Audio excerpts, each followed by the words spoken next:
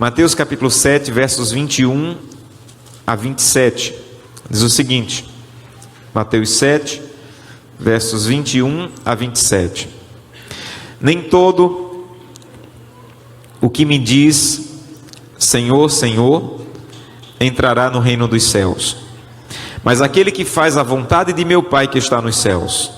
Muitos naquele dia hão de dizer-me: Senhor, Senhor, porventura não temos nós profetizado em teu nome não temos expulsado demônios, em teu nome não temos feito milagres? Então lhes direi explicitamente: nunca vos conheci. Apartai-vos de mim, os que praticais a iniquidade. Todo aquele, pois, que ouve estas minhas palavras e a pratica, será comparado a um homem prudente que edificou a sua casa sobre a rocha. Caiu a chuva, transbordaram os rios, sopraram os ventos, deram com ímpeto sobre aquela casa, mas ela não caiu, porque fora edificada sobre a rocha.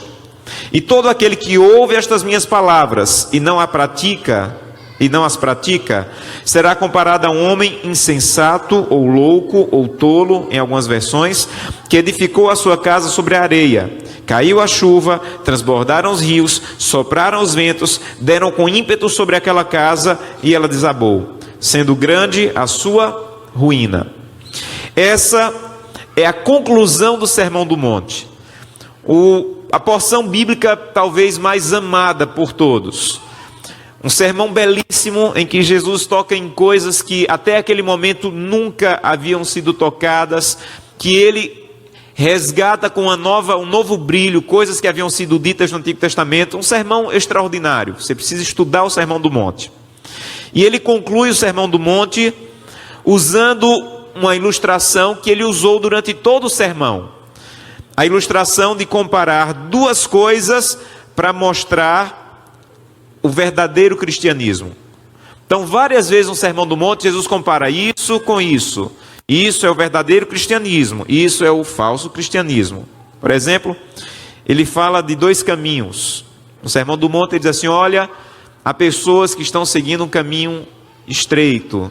Esse leva a uma porta estreita, que leva à salvação. Há pessoas que estão seguindo também, mas estão seguindo um caminho largo, que vai dar numa porta larga, que leva à perdição.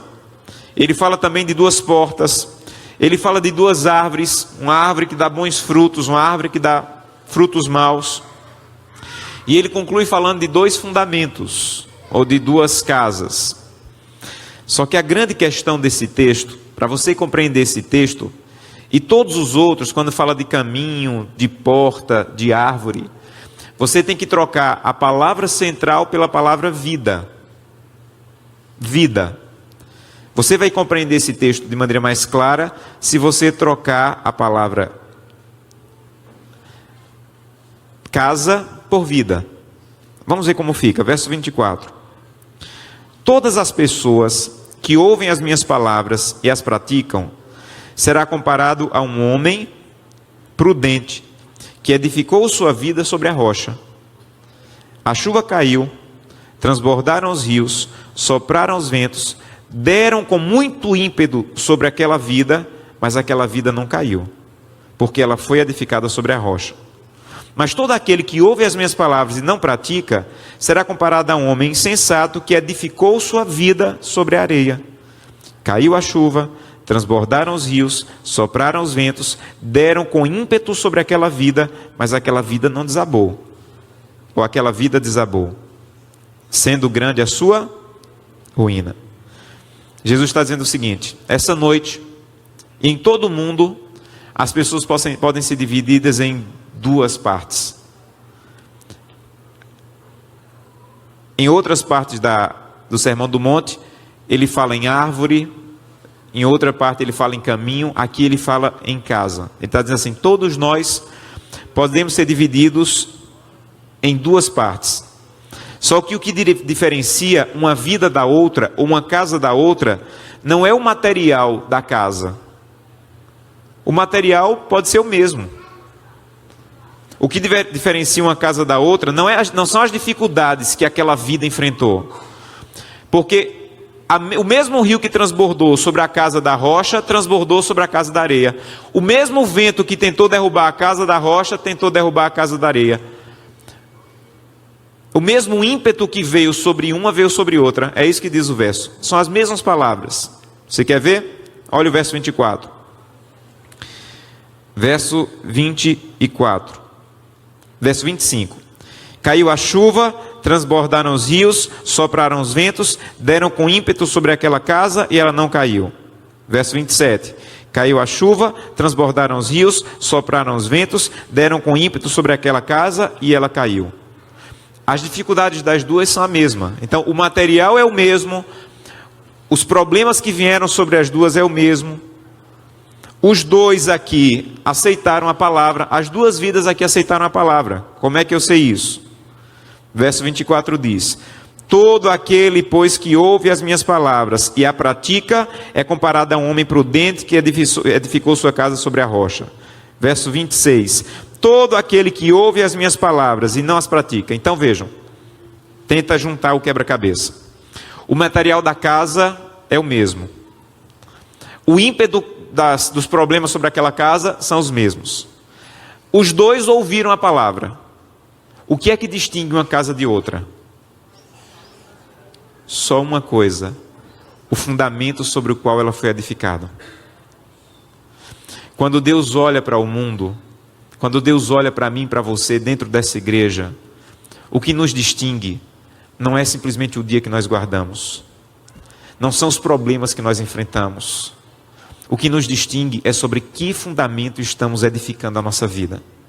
Que fundamento estamos edificando a nossa vida? O ímpio e o prudente vão enfrentar dificuldades. O ímpio e o imprudente ouvem a palavra. O ímpio e o imprudente estão edificando, às vezes, com o mesmo material. A diferença é só uma: o fundamento. E sabe o que eu acho impressionante quando ele diz que a diferença é o fundamento? É porque o fundamento é a parte da casa que você não consegue ver. Você vê as paredes, você vê as janelas, você vê o telhado, mas o fundamento você não vê. Em outras palavras, o que nos distingue se estamos no caminho correto e o caminho errado, não dá para ver. Você não pode dizer se eu estou edificando minha vida sobre a rocha ou sobre a areia. Não dá para ver, porque é o fundamento que determina. E o fundamento não dá para ver. Eu não sei como foi feito o fundamento dessa igreja, com que material foi feito, de quão forte ele é. Não dá para ver. Só que o fundamento é exatamente a parte mais importante de toda a construção. Se não for bem fundamentado, um dia vai ruir. Então, o que distingue a vida do ímpio, do imprudente, do sábio e do tolo, não é uma coisa que eu possa dizer assim: olha, você está indo pelo caminho errado, vai se perder. Você está edificando, porque o fundamento não dá para ver. O que nos distingue não dá para ver. Eu não sei se você está fazendo culto familiar, você não sabe se eu estou. Eu não tenho como saber se você está buscando a Deus, você não tem como saber se eu estou. Porque o fundamento não dá para ver. Dá para ver se está guardando o sábado, dá para ver se está devolvendo o dízimo, dá para ver se está vindo para a igreja. Mas se está sobre o fundamento certo, não dá para ver, porque o fundamento não dá para ver. Pastor, e que fundamento é esse? A Bíblia responde. Vá para Coríntios. O livro de Coríntios responde: que fundamento é esse? 1 Coríntios 3. 1 Coríntios 3. Que fundamento é esse que Jesus falou? 1 Coríntios 3, verso 11 em diante. Porque 1 Coríntios 3, verso 11 em diante. Porque ninguém pode lançar outro fundamento além do que já foi posto, que é quem? Jesus Cristo. Contudo, se o que alguém edifica sobre o fundamento é sobre ouro, pratas, pedras preciosas, madeira, feno ou palha, manifesta se tornará a obra de cada um, pois o dia a demonstrará, porque está sendo revelada pelo fogo. E qual seja a obra de cada um, o próprio fogo o provará. Esse versículo diz o seguinte: o fundamento é quem? Jesus. Aí ele diz: mas há pessoas que estão edificando, porque todos estão edificando, querendo ou não, você está edificando. Mas há pessoas que estão edificando sobre o ouro, sobre a prata, sobre o feno, sobre a palha. Aí ele diz: mas chegará o dia que nós saberemos sobre que fundamento você está edificando sua vida.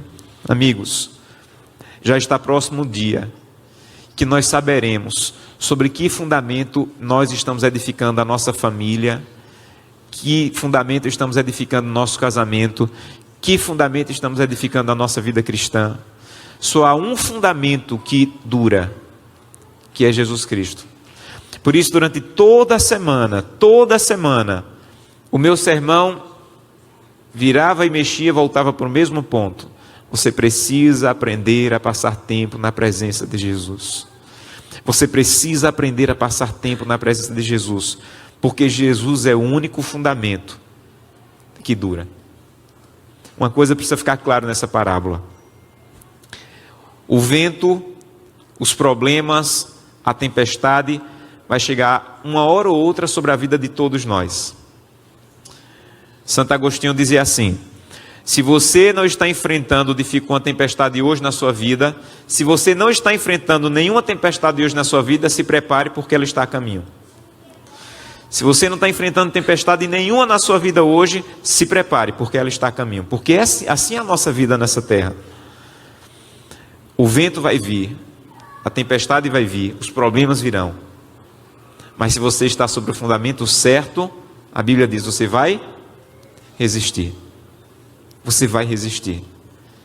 A Santa Ceia é um convite de Deus de você edificar a tua vida sobre o fundamento certo. Novamente eu trago para a cultura judaica. A Santa Ceia faz parte da cultura judaica. E nós, a conselho de Jesus Cristo, a adotamos para a cultura cristã.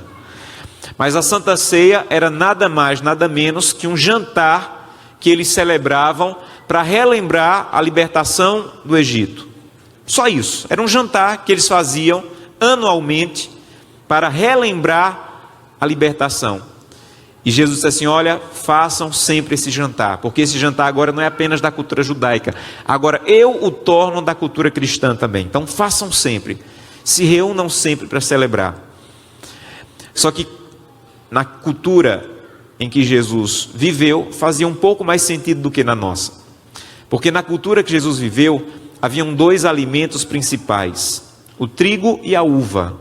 O trigo e a uva eram o que para nós hoje é o arroz e o feijão. Toda vez que os judeus se reuniam, na maioria das suas refeições, na grande maioria das suas refeições, tinha alguma coisa de trigo e alguma coisa de uva. Alguma coisa de trigo e alguma coisa de uva. E Jesus disse assim: olha, vocês não têm que se alimentar para poder ficar vivos. Vocês não comem meio-dia e já querem comer de novo à noite. Vocês não comem de manhã e querem comer de novo meio-dia. Entendam, eu sou o pão e eu sou o suco. Se vocês aprenderem a viver comigo, a se alimentar da minha pessoa, a se alimentar da minha presença, vocês vão ter vida. A grande tragédia na vida física seria alguém dizer assim: olha, eu comi faz 20 dias e estou com a barriga cheia. É lógico isso? Faz 5 dias que eu não me alimento e estou saciado. É possível isso? Mas infelizmente é isso que nós fazemos na vida espiritual. Faz 5 dias que eu não oro. Faz 5 dias que eu nem leio a Bíblia. Faz 1 semana que não faço culto com a minha família. Mas eu estou saciado. Jesus falou: é impossível. Do jeito que você precisa do alimento físico, você precisa do alimento espiritual. E você precisa dele com regularidade. Se não tem regularidade, você vai estar passando fome. E talvez você esteja passando fome espiritual, porque você está se alimentando de Jesus de maneira esporádica, de maneira distante. Toda vez que os judeus sentavam para fazer qualquer refeição, que eles pegavam o pão e o suco de uva, eles lembraram: do jeito que eu estou comendo isso aqui para alimentar o físico, Jesus falou que Ele é o pão e Ele é o suco. Eu preciso correr para Jesus de novo, e de novo, e de novo, e de novo. Então a Santa Ceia, para os judeus, era nada mais, nada menos do que relembrar: eu preciso de Jesus. Ele é o fundamento da minha vida. Ele é o fundamento da minha vida. Eu não quero dizer uma heresia. Eu não quero dizer uma heresia, me perdoem se parecer isso. Mas eu acho que se Jesus estivesse na nossa cultura, provavelmente ele não usaria o pão e o suco de uva. Talvez ele usaria alguma coisa que nos fizesse lembrar mais que preciso me alimentar de Jesus, preciso me alimentar de Jesus, preciso me alimentar de Jesus, e preciso de novo, e preciso de novo. Eu não sei o que seria na nossa cultura, mas esse é o objetivo da Santa Ceia. Você precisa se alimentar de Jesus, porque é a única maneira de a tua vida estar sendo edificada sobre o fundamento certo, que é a rocha, que é quem? Jesus Cristo. Aí a história diz assim: vieram o vento, o rio subiu, veio com ímpeto, e uma casa ficou firme e outra foi destruída. Aí ele falou, por quê? Por quê? Volta lá para o texto, Mateus 7. Mateus capítulo 7, Mateus capítulo 7. Por que uma casa resistiu e outra não? O fundamento, ok, mas tem uma coisa a mais que eu preciso que você perceba. Verso 24. Todo aquele, pois, que ouve. Verso 26. Todo aquele, pois, que ouve. Então os dois fazem o quê? Os dois ouvem. Verso 24. Todo aquele, pois, que ouve estas minhas palavras e a pratica. Verso 26. Todo aquele, pois, que ouve estas minhas palavras e não as pratica. A casa tem o mesmo material. Os problemas vieram sobre as duas. Os dois estavam construindo e os dois estavam ouvindo. Mas um foi sobre a rocha e outro foi a areia. Por quê? Porque um ouviu e praticou, e outro ouviu e não praticou. Então sabe o que é que nos distingue? É que uma parte de vocês essa semana vai ouvir, vai ter ouvido tudo e vai dizer assim, olha, eu ouvi, mas essa semana está terminando hoje, eu vou praticar.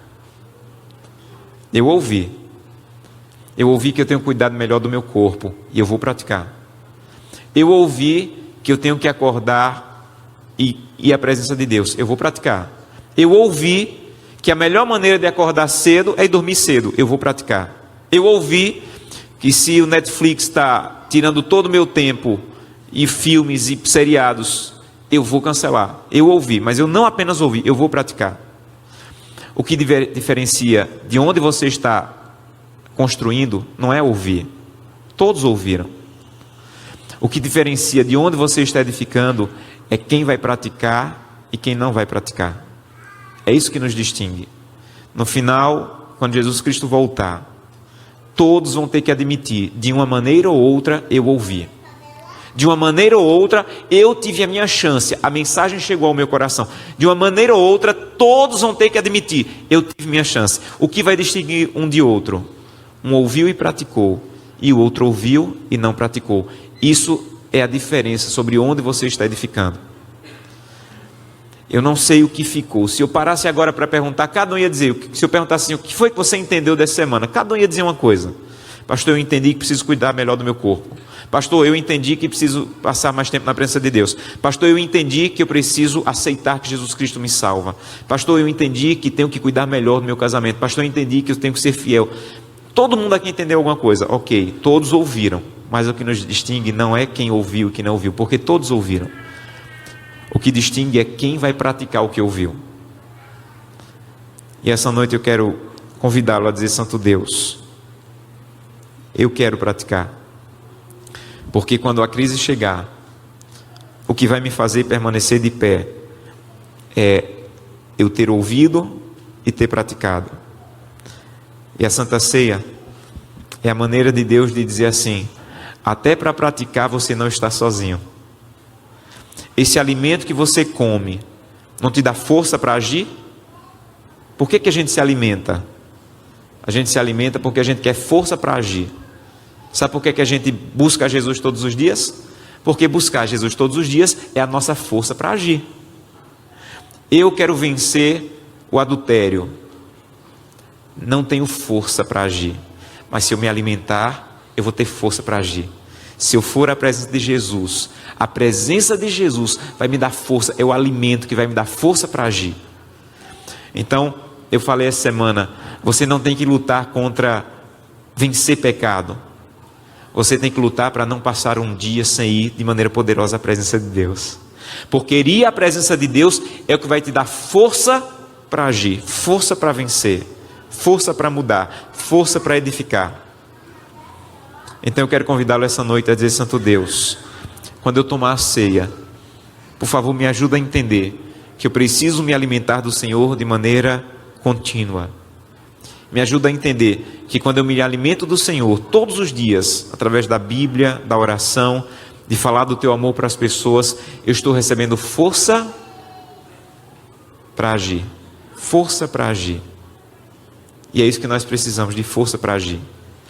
Quando você tomar a ceia, que Deus te abençoe a entender que isso aqui é apenas um símbolo. A ceia de verdade tem que acontecer lá fora todo dia, quando você se alimenta de Jesus Cristo. É lá fora que nós temos que todo dia praticar a ceia. E Jesus falou que Ele prometeu, Ele não apenas falou, Ele prometeu: eu vou tomar pessoalmente de novo essa ceia com vocês no céu. No céu, nós vamos participar da ceia, do casamento do Cordeiro com a sua esposa, a igreja. E nós vamos estar nessa festa porque nós somos a igreja. Então Jesus falou: preparem-se aqui, até o dia que eu vou tomar novamente, pessoalmente com vocês a ceia. Quantos essa noite quer dizer: Santo Deus, me ajuda a edificar minha vida sobre o fundamento, o único que vai me sustentar quando a tempestade chegar. Me ajuda a aprender a depender de Ti para ter força para mudar. Me ajuda a aprender a passar tempo na Tua presença e praticar o que eu ouvi e sei que é verdade. Quantos querem pedir isso a Deus?